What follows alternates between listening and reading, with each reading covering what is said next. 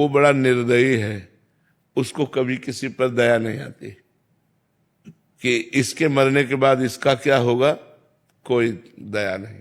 वो अपना काम, और आज तक कोई काल को मार दिया ऐसा कह नहीं पाया। बोले कैसे मरे, बोले एक्सीडेंट से। कैसे मरे, बोले हार्ट फेल हो गया। कैसे मरे, बोले अमुक ने ऐसा ऐसा। कभी कोई ये नहीं कह सकता कि काल ने मार दिया। ऐसी चतुराई से तो हम सबको मरना है। अब ये है कि हम लोग बड़ी भूल में फंसे हुए हैं। अभी होश में हो जाओ तो कुछ अच्छाई कर सकते हो। अगर होश में नहीं हुए तो बहुत बुराई लेकर के जाओगे, फिर अन्य योनियों में भोगना पड़ेगा। जो हमें ये रोना आता है ना, वो केवल मोह के कारण रोना आता है। जैसे आपने अपनी बेटी मानी ना, तो केवल शरीर तक, इसके बाद अगर वो बेटी आ जाए बात करे ना आपसे, तो आपका मोह नष्ट हो जाएगा। एक बार भागवत की कथा है, राजा चित्रकेतु थे। ऐसा उसमें लिखा हुआ है कि उनके 1 करोड़ रानियां थी। जो ब्याह करते संतान ही नहीं होती तो 1 करोड़ रानियां थी। पहले बहुत वर्षों तक जिया भी जाता था, 10,000 वर्ष ऐसे भी। तो किसी के भी संतान नहीं थी। बहुत व्याकुल थे वो कि इतना बड़ा राज वैभव और इतनी रानियां और एक भी संतान नहीं।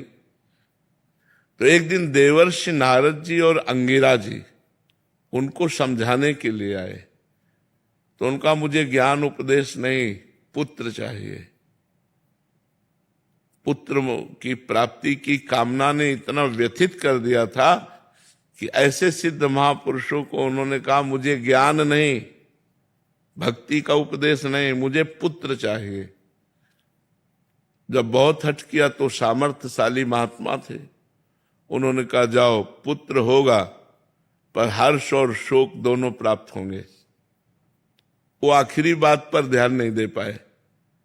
पुत्र होगा इस पर ध्यान दिए, आखिरी बात पर ध्यान नहीं दिए कि हर्ष और शोक दोनों को प्राप्त हो गए। बड़ी रानी कृतद्युति उनका नाम था। वो गर्भवती हो गई। अब तो बड़ा आनंद, समय आने पर पुत्र हुआ, क्या कहना है। खूब मंगल गान, बधाइयां, खूब धन संपत्ति लुटाई गई, बड़ा आनंद। अब तो राजा रोज कृतद्युति के महल में जाते। अन्य रानियों को जलन पैदा हो गई कि जब से ये संतान हुई कृतद्युति के, तब से महाराज हम लोगों की तरफ तो देखते भी नहीं, वहीं महल में पहुंच जाते हैं। धीरे धीरे विरोध करने वाला पक्ष जोरदार हो गया रानियों का, और कहा हम सबके बीच में कांटा यही लड़का ही तो है। अगर राजकुमार को जहर दे दिया जाए, वो मर जाए, तो महाराज फिर हम लोगों को प्यार करने लगेंगे। काल की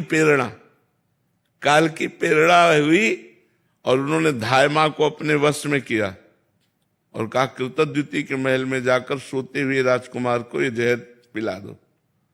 पिला दिया। वो सदा सदा के लिए सो गया।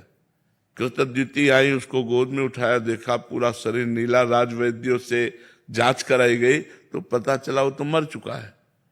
अरे राजा की जो हालत, सोचो चक्रवर्ती सम्राट और एक पुत्र हुआ इतने दिनों बाद, और वो भी अब हाहाकार मच गया। महाराज पछाड़ खाते हुए गए, बस उसके चरण पकड़कर बार बार रोते कि बेटा तुम्हें दया नहीं आई, मुझको इस तरह दुखी देख करके तुम सुखी हो रहे होगे, बेटा कहाँ हो। बड़ा विलाप। उसी समय देवर्षि नारद जी अंगिरा जी फिर आ गए, क्योंकि जो धर्मात्मा पुरुष होता है तो उसे महात्माओं का संयोग प्राप्त होता है। देवर्षि नारद जी अंगिरा जी ने कहा देखो मैं समझाने तुम्हें पहले ही आया था कि पुत्र में सुख नहीं है, सुख श्री भगवान में है।